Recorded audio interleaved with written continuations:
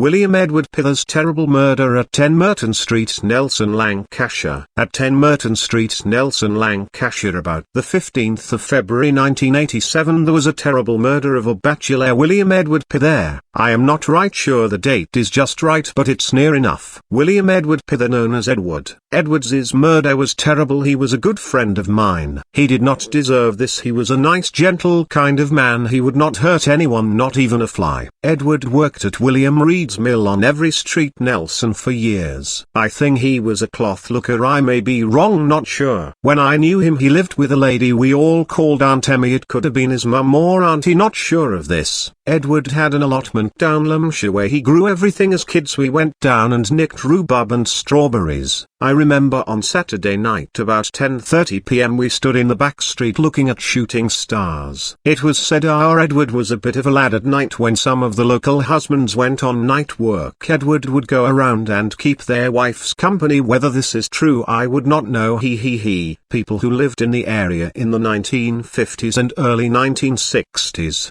20 Milton Street was the Jays. 22 Milton Street was the Emmots. 2 Merton Street was the Stories. 4 or 6 Merton Street was the Inghams. 6 or 4 Merton Street I cannot remember. 8 Merton Street was the Pithers and the Brays. 10 was Aunty Emmy and Edward Pither.